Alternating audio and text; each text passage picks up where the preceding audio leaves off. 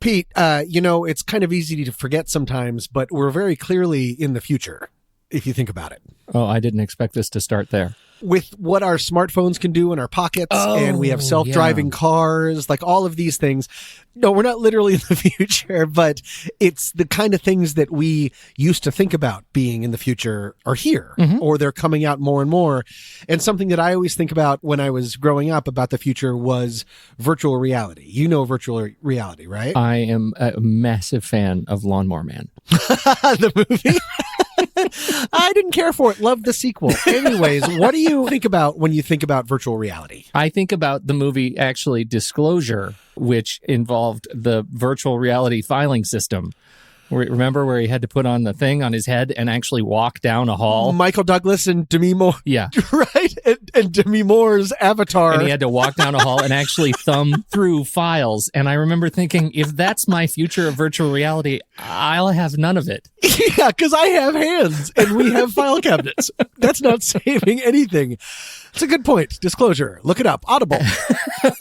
Anyways, what I've always thought about was gaming. Video games. Yeah. That it seemed like that would always be the future, and that's what would be more and more immersive, and that's becoming a real thing. And it makes all the sense in the world to me now, but I never connected the dots on how it could be used. But luckily, smarter people than me have. VR is being used to help people with their phobias and their anxiety. This sounds like right up our alley. Taking away from VR for 1 second, there's a thing that's been around for forever, and it's called exposure therapy. Yes. And basically, in this form of therapy, psychologists create a safe environment in which to expose individuals to the things that they fear and avoid. It can be exposure to a feared object or activity or situation, but in a safe situation, and then the exposure to that over and over again will hopefully just make it less of an issue.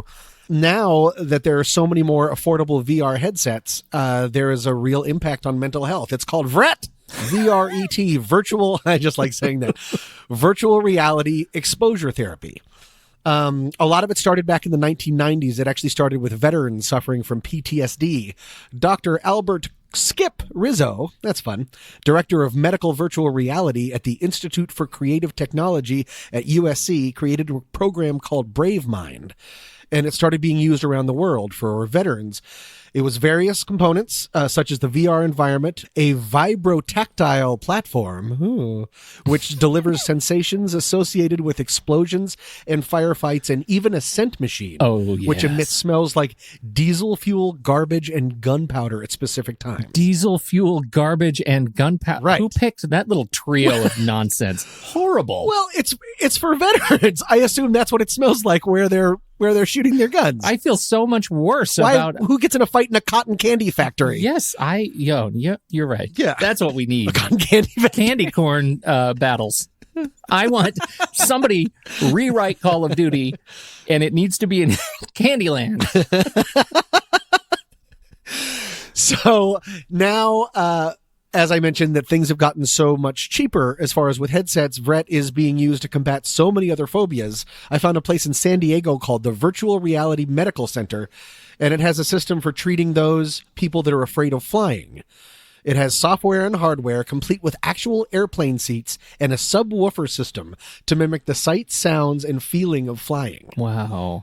They also have full setups for fear of driving, fear of heights, fear of public speaking, claustrophobia, agoraphobia, needles in blood, spiders, and thunderstorms. Wow. So you go there and you're put in this sort of pod, and they just make it come to life, the thing that you are the most fear of, and then at any time they can turn it off if it gets too much. They can heighten the experience. I guess more spiders, more agoraphobia, the spaces get even wider. I'm not exactly sure how they would do that, but to finish this up, clinical studies of virtual reality treatment over the past 7 years reveal a success rate of approximately 92%. Wow. What I think we might do is I'm going to do that for you, but I'm going to go ahead and program it. So it'll be a really delightful twist on some real exposure therapy. It'll be sort of my take, knowing you. We're going to do it. It'll be great. Don't worry about it. Don't worry about it. It's done. And compile.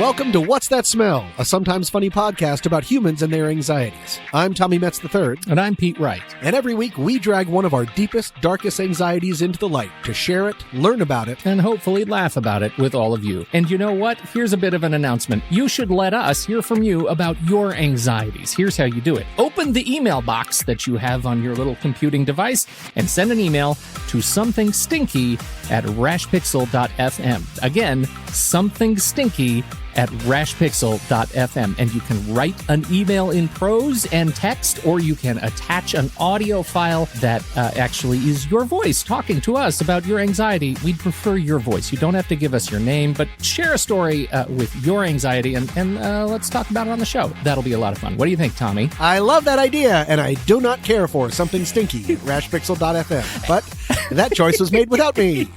Yes, it was. In spite of you, I think is the word that we're going for here. In spite of you. Now, Tommy, on to the show. Yes. I will go first this week. Tommy, I love what I do. I really do. I love my job. I do. It is a fine job that I have. I get to wake up every morning and I get to work with a variety of great people, and I love my office, and I love creating things and putting them out in the world. When I love podcasting with other people. When I'm not podcasting with you, I'm podcasting with a whole variety of folks on the internet. What? Yeah, I know. Other than just me? In addition to just you, Tommy. In addition. Who are these other people? I'll need a list. The first podcast that I ever recorded went live on June 6th, 2006. Do you even remember? Wow. There was no iPhone back in 2006. Yeah. Bananas. You had to sync audio to your iPod. It was just like a brigand, like the Vikings. Terrible. And in that time, I have recorded and produced 1,833 individual episodes across 16 podcast shows that I've done. I'm always thinking about it. I'm always noodling on new ways to talk about a subject or teach a concept. I'm also a photographer. I make photographs and videos for myself and clients. I love that work too. And I'm writing a book. And I hate talking about it, but also... Jeez Louise, and you're a great cook. See, that's the problem. I am a great cook, and I'm handsome, and that's not the point. Why do you spin it that way? You're terrible. I'm sorry. Here's the thing. I hate talking about it, but I also can't quite stop myself from talking about it, and I wanted to find out where that comes from. It's one of those things that it is the push and the pull of the work that I do. So let's do a little flashback. About 15 years ago, I went into counseling with my wife. We were doing a tune-up. We'd only been married for a few years, and we wanted to make sure we were doing it right. You got to make sure that they take the training wheels off. We're doing okay. Are we okay? We're okay. Give us a push down the street. After a handful of sessions, the doc says, you guys are great. I have no more issues with you as a couple. And if I did, I'd be making them up to keep you in the chair. You guys are fine. Pete, I would love to talk more about your ADHD. Oh. If you think that would be helpful. And that's when I was diagnosed with ADHD, inattentive type. I did not know. I had never associated myself with it. He prescribed you in through the side hatch. He did. He went in through the side door, which I thought was fascinating. It's funny. I went to school with kids who had ADHD. They were all on, Adderall or whatever they were on. But I had no idea. And what's more, I had never associated myself with those kids. Of course, I also couldn't take notes or pay attention in class or do well on tests or finish tests, and I didn't turn in any writing assignment on time through high school, but I never saw them Clearly unrelated. Clearly unrelated, right? So the process of discernment, of ADHD discernment, was pretty powerful for me, and it answered some other questions too. Part of the challenge that I'd had in college with the nightmares about taphophobia from our conversation last week, being buried alive, there's a waking stress that paralleled those dreams. And they were all wrapped up in these thoughts that I could not shake, right? And I mean that literally. I would lie in bed and find myself literally trying to shake my head back and forth as a way to break out of thoughts of deadlines and closing grade books and failing and visualizing my classmates graduating from college, but I'm visualizing it from the audience because I didn't make the cut, right? No. It's terrible. And I would try like turning up music in there. I had this Concrete Blonde album that I listened to, oh my God, way too much. And I'd turn that up way loud, and then I would turn it down, and I'd put on Sounds of the Rainforest and turn the lights down. And I don't know if you remember my room in college, but it would go from having lots of bright lights to having all the lights covered in like green and blue cloth, right? Trying to dim it and make it color, like it really kind of subdue the sensory experience. I tried everything. And so just, under duress, I could not shake the need to both produce things for others to see and to perform while at the same time not being able to face the thought of others seeing it. The fear was fear of failure? Fear of not being able to deliver? What a fantastic segue you provide for me today, Tommy. I did it. You are an expert media professional. It is sort of a complex bouquet of words that I've been trying to wrap my head around, and I think you can help me. The first, I have this sense of athazagoraphobia. Think about that. Athazagoraphobia. Mm-hmm. Okay. Athazagoraphobia. Okay. The other side of that tug-of-war is imposter phenomenon or imposter syndrome.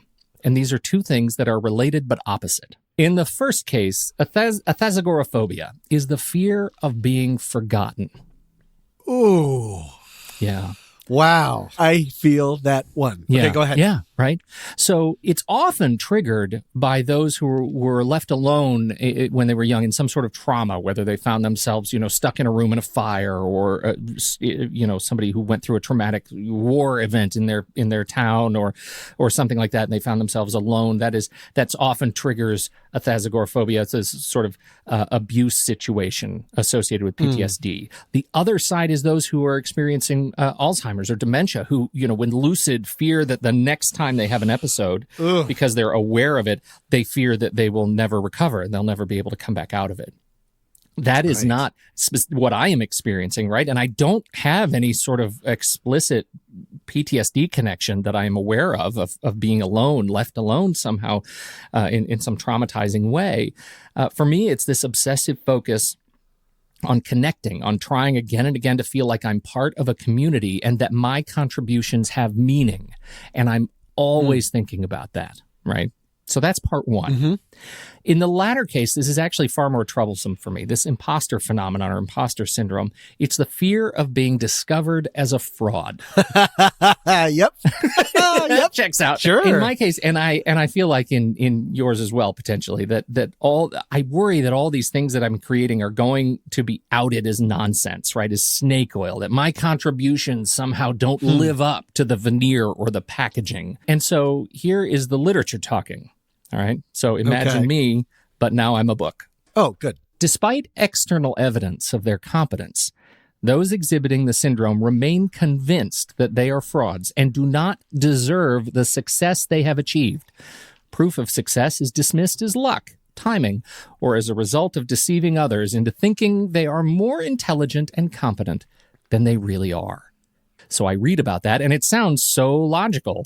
Right. Those people surely do that. And then I think, I do too. I sure am lucky and not intentional and sure glad I'm here when I am, because if it were any other time, I would be in a ditch. And everybody who actually likes the stuff that I create, they must be idiots. You've had a lot of well-earned success in your life. Have you had a lot of things go poorly or be received poorly, where you've really put yourself out there either artistically or in another kind of way, and for people to say boo, thumbs down, no thank you? Well, see, now no, because that doesn't have to be hand in hand, but that's what makes it more of a actual phobia, is that you're always waiting for that. Yeah, right. That's the thing. Like there is another shoe that hasn't dropped. Okay. Right. That's the thing. Right. That is, I don't have any, like, I don't have a star on the Hollywood Walk of Fame, Tom. That I'm still waiting for. Let's just say I'm working on it. Yeah. I've got some calls to make. Yeah. Don't worry. And yet I still feel like around the next corner that everything that I create is fragile. And so it makes me, I read this bit that says, here's how we look at imposter syndrome or imposter phenomenon. And it makes me feel not one iota better about the world around me. This is a real thing. And I still feel terrible about it. There isn't a single day that I push submit or publish that I don't have to walk through that flash of like mindfulness dissociation from my finger so that I click the button, because if I were still connected to that finger, I might not do it. And after I do it, I have to walk away. I have to walk away or risk it. Now, I will also say that there are people out there who also we would perceive as being successful in their own lives, who have this same push-pull, this need to create, and this feeling of fear of being found out. And some of those people are on the record as saying that they exhibit this same set of conditions. I was pleased to find out Maya Angelou and Tom Hanks and Michelle Pfeiffer and Chuck Lorre and Neil Gaiman and John Green and Supreme Court Justice Sonia Sotomayor. Really? I feel like I'm in a damaged club, but it's a nice club. But it's a good club to be a part of. It's a good club to be in. Yeah. I'm all alone, but I'm in good company. So it's not an official disorder, this thing. There is no DSM support this week, but the call for treatment, ironically, comes in the form of creating a support group with the people you trust and love. And group therapy, targeted group therapy, they say works very well. And I think for me, in large part, the communities that come together around some of the podcasts that I'm involved in have served that purpose, that these are people who I trust and love, and building that muscle that it takes to get over yourself long enough to ask them to help you reflect critically. That's really important for me, to reflect critically on yourself and on myself and on my achievements and my work and my contributions. I have to, I guess I've chosen a podcast to help me through this. Sure. And you and everybody else to help reflect. Now, what I find so interesting about this is that as soon as I started talking about it, you made agreement sounds. Oh, yes. Sorry, I make a lot of sounds all the time. I didn't know which sound. I'm watching Netflix. I don't know what you're talking about. No, I have been lucky enough to have a certain amount of success in endeavors that I've tried in either performing or writing or directing, things like that. And yet there is still a part of me very much that every time, it's as if every time is the first time. Yeah. And I've been working on it. Actually, I can go ahead and admit that I am in therapy, that I do have a therapist. She is wonderful. And one of the things that we're really trying to work on is why I seem to lack the ability to bank past success and put that as confidence for the future. Oh, yes. Yes. Hallelujah. I'm missing that gene. Yeah. That's like, well, so much of this is gone. Or like, there's the show that I'm a part. It doesn't matter what the show is, but there's a show I'm a part of every 3 months. It's for charity, and it's a singing and dancing thing. Well, not dancing, trust me, but it's singing. And I've been lucky enough to be in 20 of 23 of them. And every time it's time for the first one to start, the anticipation worry is through the roof. Yeah. And granted, that part of that is healthy. That's performance anxiety. That's a healthy kind of anxiety. Keeps you sharp, keeps you moving. I mean, I dearly love doing the show so much, but it's as if it's the first time I've ever been out on a stage. Right. I need to be able to keep past success and apply it to the future, and I'm just not built that way. When you said the word fragility, that's the word that really came through, that even though I would like to think that I've created a bit of a fortress, or at least a foundation of success to build off of, it still feels still very fragile, very movable, and that's tough. So I can definitely relate to this. I love that you're talking about banking past success for future confidence. I have a journal that I do specifically this as a practice, right? Where I take things when I get kind comments that come in over past shows that I've done, or kind, reviews that come over the photography or the videos, whatever. I'll copy and paste those and I'll put them in this journal, right? In this online, it's a document that I have, and I keep that. That's smart. And when I am feeling at my lowest, I'll sometimes open that up and I'll read it.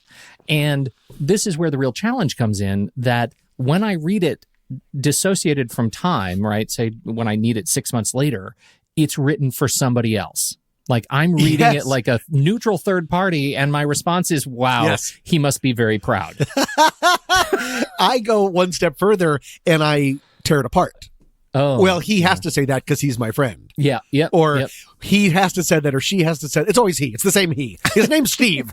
No, Is he the he crazy, has to say crazy, that because- crazy guy? 'Cause you owe that guy something. Oh, that I mentioned before. No, that's Scott, but he can apply to this too. But no, that I will find ways to tear it apart to make it devalued a little bit. Yeah, it's very self-destructive, and there's no reason for it. That there is no reason for it. There is no reason. You're absolutely right, and I find it both heartening and disheartening to talk to you. Which is the whole substance of the challenge, which is the fear of not being remembered and not being forgotten. Right. And that is I find the existence in between that space paralyzing, and just the act of doing this show and talking about it is paralyzing. Yeah. So I wonder if it'll get published. Here's hoping.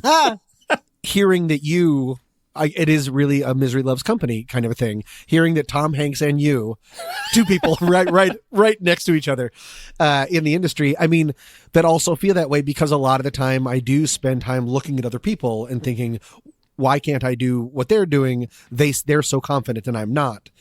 But most people do think that I'm completely confident. Yeah.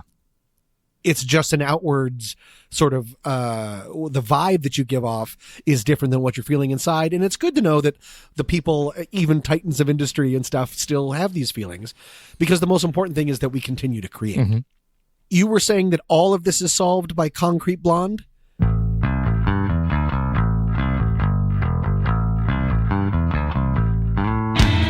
Pete? Tommy? I got a gross one this week. I'm sorry. Oh, no. This is something I deal with all the time, and I was going to bring it up potentially on the first episode, but then you brought up your poop smells idea on episode 1, and I wanted to wait until at least episode 4 because I didn't want people to think this was going to be a poop podcast, or a poop podcast, if you will. It's gross, and I'm sorry, but I know that I'm not alone, and we need to talk about it. It is anxiety of going to the bathroom when other people are in the same room and can hear it and smell it. I'm sorry. We're doing this week. And let's tear the Band-Aid off, Pete. It is not about number 1. Number 1 can be broadcast over a G-damned megaphone for all I care. The world can hear me do number 1. I will pee in front of the Pope. We're talking about going number 2.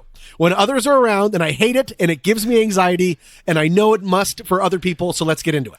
There is a word for it. Oh, no. It's not gross. Okay. It is parcopresis, Parcopresis. Also termed, and this is gross, psychogenic fecal retention. Psychogenic fecal retention. That sounds like it hurts. It's the inability to defecate without a certain level of privacy. The level of privacy involved varies from sufferer to sufferer, but the condition actually has a third term, which I think is very delightful. Would you like to hear what it is? Okay. Shy bowel. Oh. And I like that because it makes my downstairs area sound like a Southern belle. Just like, oh, time for a movement, but my bowel is so shy. Oh. Okay, so where could this possibly come from? I did some research. A lot of our listeners will already know some of this stuff. But some old smarties have a couple of ideas. Number 1, our old weirdo Freud, he says that the anal stage that follows the oral stage at infant or early childhood development is a time when the infant's attention moves more from oral stimulation to anal stimulation. Gross. But basically, he thinks that some of this could come from children that experience any kind of conflict during toilet training, or you're too strongly chastised for accidents, anything like that, may develop anal retentive traits. That's what anal retentiveness comes from, is wanting to take away any of this animalistic kind of need to do. That can come across as orderliness, stubbornness, and compulsions for control.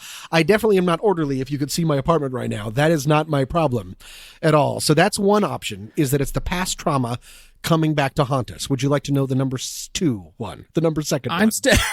I'm still stuck on this. So you're saying people like order because they really need to poop but can't? You want to deny the need to do that. And so your denial of something as animalistic and as natural as using the restroom is also can come out in your need for everything to be as neat as possible. You're defying your animalistic nature. So you're creating order in a world that is trying to force its own order on you. All right. I believe that's sort of a real dumb boil down of anal retentiveness. I will go along with that in order for you to deliver number 2. Gross. Number 2, it could come down just to a lack of control. This is another sort of same way, but it gets a little bit different in that in college, I read The Denial of Death by Ernest Becker, and I keep it on my bookshelf in my apartment so people think that I'm fancy. I haven't read it in a long time, but I know that he posits that the act of defecations can be seen as an admission. This goes along a lot with what I was talking about before, that we are just animals. Mm-hmm. And if we are animals, what are we going to do eventually? Poop. Die. Oh, die. Yeah, I meant your thing. Yeah. That was a sound drop, right? You just have a button you can press and you say poop in this little weird voice.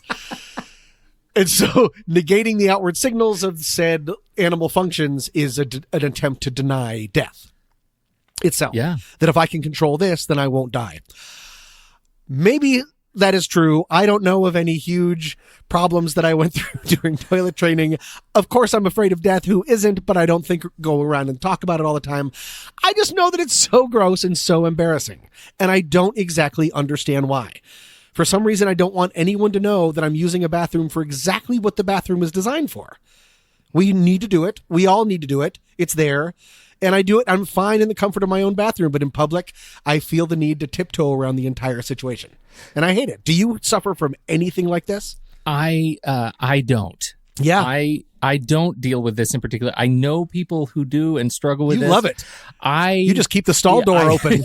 I stand up and because I like to really accentuate. What? No. Look, I don't deal with this, and I don't know that you would say, oh, Pete, he's loud and proud in the bathroom. That's not the point. Right. But I don't really have a problem, letting it go. Does this go in? Do you have any physiological issues that come out of this? Like, will you hold it so long that you'll impact yourself? Like, is that No, I've had to just get over it. Okay. And so I don't have official I scrolled down, so I don't remember what the word was. Parcopresis. I don't, because I do not actually suffer that much. Yeah. Meaning I do not, but for a long time I would. And there were times, 1 or 2 times when I actually had to go home from school. Wow. In order to take care of something, because I just refused to do it in the public restroom. So it used to be a lot worse. Yeah. I've coaxed myself through it, but still, I mean, let's get into it. There are things, I mean, I'm 40,000 years old. I'm clearly an adult. And yet, and I apologize for the listeners, I'll try to keep this as nice as possible. But when I release, I also flush at the same time. You do. Like I keep... To hide the sound and the... Really just the sound. Okay. To hide any of that. I actually do you suffer from like some really do you have some anomalous sounds that accompany your bathroom behavior? Like when you do it, does it whistle? I don't know. When you poop, it sounds like a harmonica, right? Yeah, I poop a bagpipe every time. Every time I use the restroom, it sounds like a cop's funeral. No, it's nothing out of the ordinary. And it's nothing I've heard far worse in every public restroom I've ever been, but it's not mine. Yeah. Something about it being mine, and that's going to be embarrassing. And so the fact that public restrooms don't have music or white noise blaring in them all the time is so dumb. Because no one wants to hear this. Yes. And people that are on their phones in toilets are the worst anyways. They should just stay there in the toilets for forever. But to have that, like, I would rather have the sound of a child screaming than just have a child that I know, a good child that people like than just have this dumb silence. Like, why are we pooping in a library? There's no reason. And then here's number 2. Is the fact that I get it that you have to know, that's how maybe you know how people are in there. But the thing is, like, if you're pooping at somewhere where I hate talking about this, but I've got to do it. That if it's somewhere that you've got to be a lot, like if you're in a mall or something, let's do this. Airport bathroom, let it fly. Uh-huh. But if you're like at your workplace or something, people can see your shoes. So then I'm consumed by the idea that if something happens and I make my sounds and my smells, and they'll be like, white vans, eh? And then later, Susie from accounting will send an email to everyone saying that I'm a horrible, gross person. And she sends an email saying, hey, I just walked past the bathroom and who was it that was singing Danny Boy while they were pooping? And what was Susie doing in the men's restroom? Well, it's 2018. Fair enough. Yeah. So I don't understand why we don't take care of those things. Like if you go into a restaurant and it's kind of dark and the stalls are separate and there's music playing, it's so comfortable. And we should just do that all the time because I just hate every part of it. And I'm sorry that you can't relate I'm glad you can't relate to it, but I assume some people will be able to. I assure you, people can relate to it. And it just because I can't, I know people who can. And you know, I would say by extension, and that there are, I had this conversation with some friends, a couple, married couple, been married many, many years, and they still have complete 100% privacy in the bathroom. They won't pee in front of each other. They won't poop in front of each other. They won't do anything in front of each other, with the exception of maybe putting toothbrush on their toothpaste. Like that is a place that is completely private. And in their case, in some cases, it's just cultural. Like, well, we have privacy in the bathroom, whatever. In their case, it's because they both share that issue that you are describing, even with each other, the person that they know and love the most in the world. But I can see that. I can see that happening. Yeah. I mean, some of my closest friends, if I have to use the restroom in their place, it freaks me out a little bit. Yeah. I just don't like it. Luckily, it doesn't stop me up the whole way, like I said before. Yeah, but because that's a serious thing. Yeah. Because it can be really serious. Yes. Yeah. I did do a little bit of hunting around. While this is not a medically recognized condition, there are, like you said, a ton of people talking about this on the internet. There is a website called toiletanxiety.org. And they say that they are looking for participants in research related to toilet anxiety. And if they're interested, please look at their list of studies. I looked at it, and it says studies are starting sometime this month. There's no sort of update.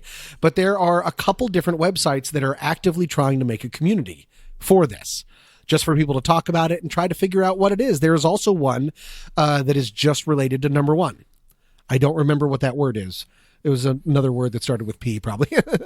But then there's also, if you want to, you can go to shybowel.com. Oh, my goodness. No, that's not my personal website, but that is another place where you can find more research that's being done and trying to get this treated more seriously for people that really need help. I don't know what to say about shybowel.com, but I just got there and the image is so delicious.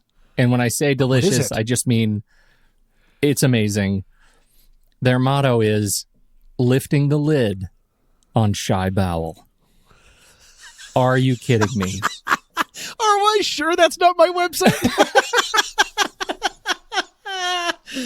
That's amazing. And if you can't laugh at that, no, what can you do? Laugh at anything. You were right. The word was the word does start with a P, which I find really ironic. The equivalent problem with urination is paruresis. Paruresis?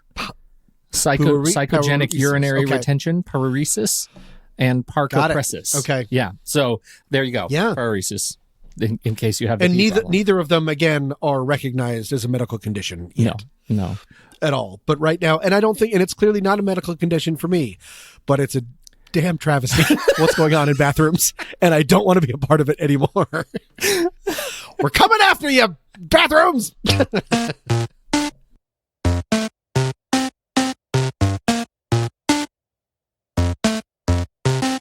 Today's podcast is brought to you by Audible. Don't get me started about Audible.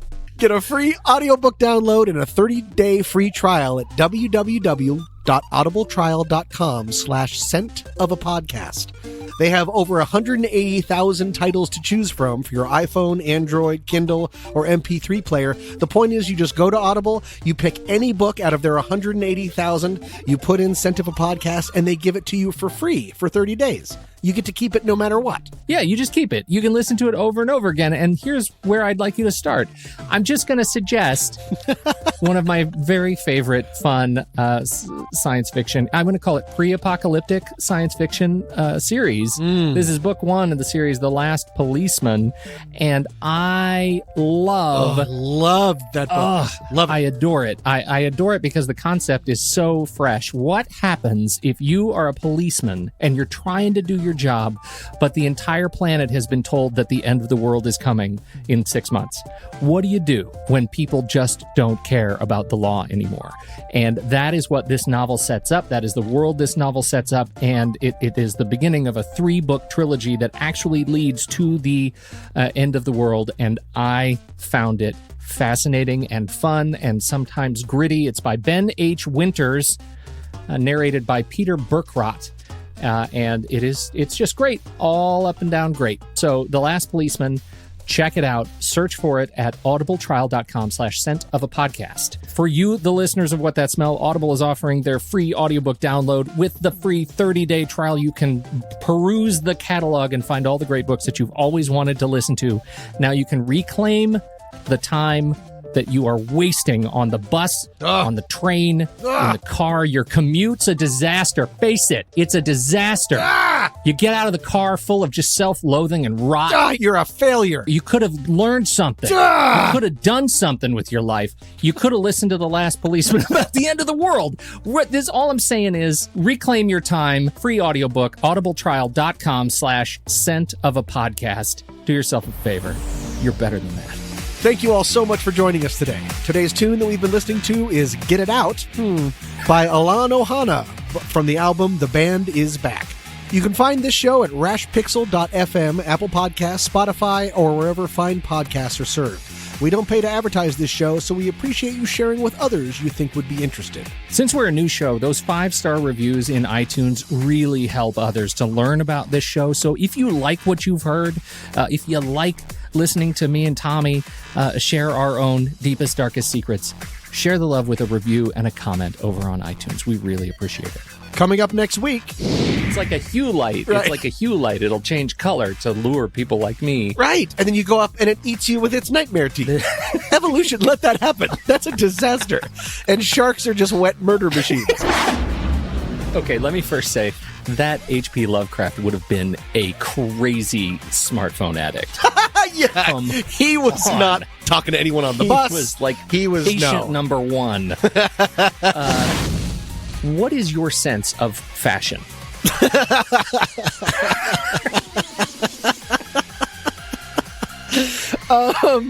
I don't. Until then, I'm Tommy Metz III. And I'm Pete Wright. Thank you for downloading. We'll be back next week on What's That Smell?